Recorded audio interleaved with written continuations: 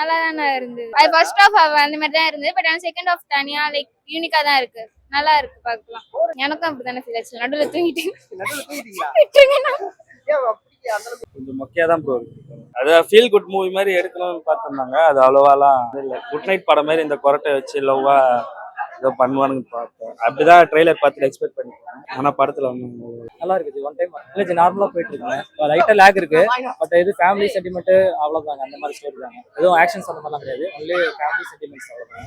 First marriage பண்ணிக்கிறாங்க. So கொரட்டைனால வர என்ன ப்ராப்ளமோ அது வந்து நல்லா இருந்துச்சுண்ணா. ஆனா அந்த கான்செப்ட் தானா இது கொஞ்சம் புதுசா இருக்குண்ணா. ஒரு ஹஸ்பண்ட் அண்ட் ஒய்ஃப் இருக்கிற அந்த அந்த கான்செப்ட் இல்ல, இது வேற மாதிரி கொண்டு போயிருக்காங்க.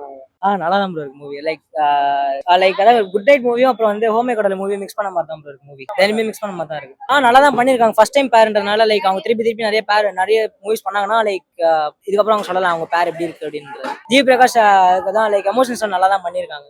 எனக்கு பார்க்கறதுக்கு அந்த மாதிரி இருந்துச்சு. நல்ல படம்லாம் நடிச்சிருக்காங்க. காப்பி ரணசிங்கம் அந்த மாதிரி தான் நிறைய படம்லாம் நல்லாவே நடிச்சிருக்காங்க. இந்த படத்துல ஒன்றும் அவ்வளோலாம் சொல்லிக்கிற அளவுக்குலாம் ஒண்ணுமே இல்லை.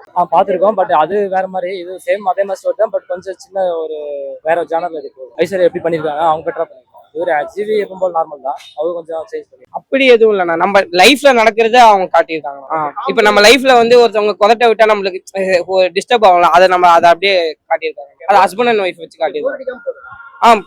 ஃபர்ஸ்ட் ஹாஃப் கொஞ்சம் ஸ்லோவா போதான். நான் செகண்ட் ஹாஃப் நல்லா இருக்குண்ணா. நெகட்டிவ்னா கொஞ்சம் சாங்ஸ் கொஞ்சம் கட் பண்ணிருக்கலாம்.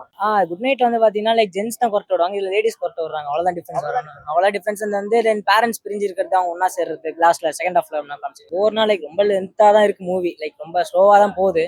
ஸோ அது மட்டும் கொஞ்சம் கம்மி பண்ணியிருந்தா நல்லா இருக்கும். இல்லை காமெடி லைட்டாக அங்கே வருது. அப்படி ஃபேமிலி சென்டிமெண்ட் இது லைட்டாக காமெடி அங்கே இல்லை சேம் பார்த்த ஸ்டோரி மாதிரி தான் இருக்கு. பட் கொஞ்சம் ஃபேமிலி சென்டிமெண்ட் எக்ஸ்ட்ரா ஆட் பண்ணிருக்காங்க. நெகட்டிவ் அதான் ஒன்று கொஞ்சம் ஸ்பீட் பண்ணிட்டுலாம் ஒன்றும் மிஸ் பண்ண முடியாது. நெகட்டிவ்ன்றது எதுவுமே இல்லை ப்ரோ. நெகட்டிவ்ன்றது எதுவுமே கிடையாது. லைக் ஃபேமிலியா பார்க்கலாம் மூவி. கண்டிப்பா ஃபேமிலியா பார்க்கலாம். தென் ஒரு தடவை 2-3 தடவை பார்க்கலாம். வருத்தம் தான் ப்ரோ சொல்லலாம். நல்லா தான் இருந்தது மூவி.